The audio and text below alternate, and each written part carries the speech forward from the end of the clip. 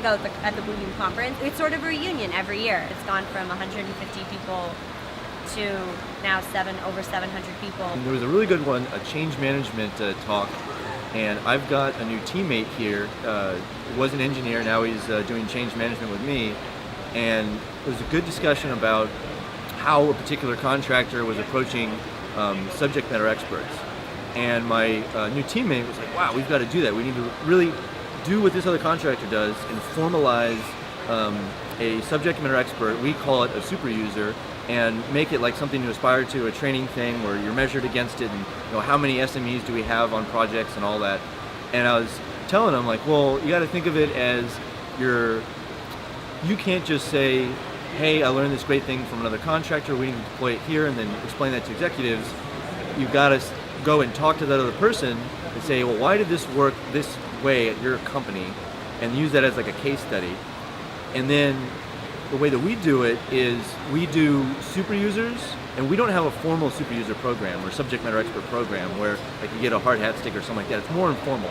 And that's because that's like half the coin. So there's super users and anti-super users, and we identify anti-super users and give them lots and lots of training and attention just as much as we do the super users. And we tell the anti-super users, you're an anti-super user, and they get a lot of one-on-one time because they need it. And you can't formalize the anti-super user deal because that would be kind of rude. So it's like a thing. And so I'm curious to talk to that contractor and ask, do they have an informal anti-super user thing?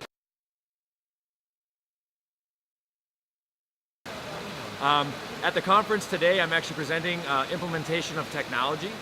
So it's the way CW Driver trains our employees to understand Bluebeam and our flow and our process of technology. So from stamping, RFIs to hyperlinking. So our documents look the same across the board, from one architect to the next, or from the same architect from one project to the next project. So when we onboard a new employee, or from a seasoned veteran, they receive the same training and the same advanced training, so all of our projects maintain the same appearance. And through that process, that's how the big question is the cost savings of reprographics. How do we eliminate the paper and build a project with less paper or a paperless project? For us, it's the process of lean technology and establishing a workflow and a process. So, and Bluebeam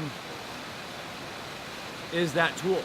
It allows us to have everything in the same location. We actually sync with Box, and all of our documents are stored on box.com. So everything is uploaded to Box, and then on our desktops we view Box and we edit and annotate with Bluebeam. On the iPad, it's through the review app, synced through Box, so we can access and edit everything in Box and Bluebeam. So that's really our main focus and our main process, to really allow that superintendent or myself, to spend 80% of my time in the field versus half the day trying to find that information. So we get to stay in the field a lot more. That question you asked in the beginning, how is that cost savings, how do we do that?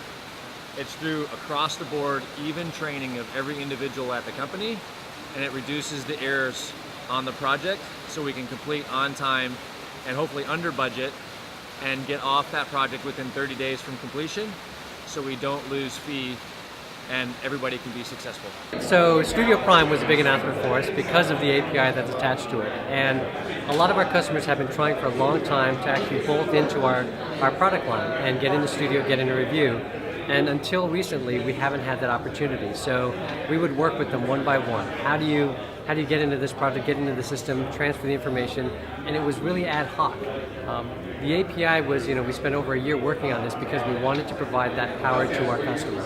So now instead of Bluebeam helping you one at a time developing these things so that you can get more information out, it's an entire platform with an API built off of the idea that here you go. Here's the power of putting it in your hands.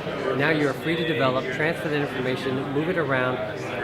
FieldLens and the way they've created their front-end mobile applications is another great example. Here, now you have someone using your iPhone to take field notes, putting it right back in the studio. So now Studio, again, is the platform that houses all the data and then migrates it around. We have partnered with Bluebeam, and we've built an integration with Bluebeam's product such that a full linked set of Bluebeam documents can be imported into FieldLens. We automatically grab revisions, create revision history. All the Bluebeam links and markup works inside of FieldLens. And then we have introduced a new feature within FieldLens called Live Layer, which is a layer of communication, real-time communication on top of those Bluebeam construction drawings. It's all updated in real time. So as I'm poking around on my phone, and you can see up here that I got the same drawing with the same items that are on my phone. As I update these items on my phone, you'll see them update on there. So you'll see that item will turn green. There you go. And it's changing. I can update it again and just kind of open it back up there, right there on half court. And you'll see it turn yellow. There it is. And all that's happening, regardless of where you are in the world.